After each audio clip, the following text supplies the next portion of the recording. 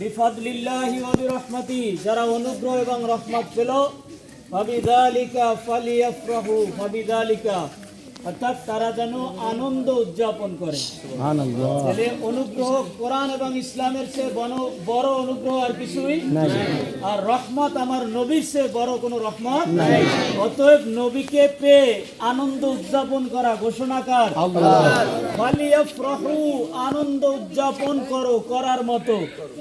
শেষে আল্লাহ থামেন না, এরপরে বলছেন হুয়া খায়রুম মিম্মা ইয়াজমাউন, আর এই আনন্দ উদযাপনটা হবে তোমার যা কিছু আছে, অর্থ সম্পদ, বাড়ি গাড়ি, টাকা পয়সা, এমনকি নেক আমল যা আছে সব থেকে উত্তম। এই যে আমরা আনন্দ করলাম, একটু কষ্ট হয়েছে না? দেখেন মনের মধ্যে আনন্দ লাগছে কিনা?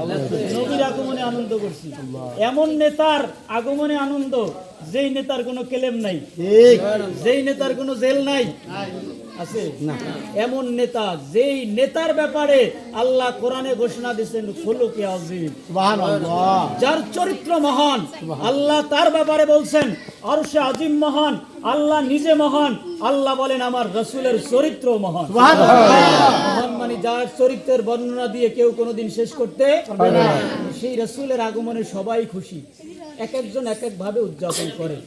আমরা আনন্দ মিছিল করছি, জশ্নে জুলুস এটাকে বলা হয়, মোবারক রেলিও বলতে পারেন। সন্ধ্যার পরে মিলাদ মাহফিল, আর আজিমুসান মিলাদ মাহফিল হবে।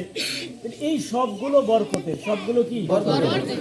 এগুলা কারা বলছেন? যুগে যুগে ইমামরা এগুলো বলে গেছেন, ফয়সালা করছেন, এর উপরে তারা আলাদাভাবে এগুলোকে কোট করে আলাদা বই লিখে গেছেন ঈদে মিলাদুন নবীর উপরে। অতএব এগুলো নিয়ে কোনো দ্বন্দ্ব বা কোনো মারামারি হানাহানির দরকার। আল্লাহ তাআলা সবাইকে কবুল করুন, সকলে আমিন। আমাদের আজকে বিশেষ মেহমান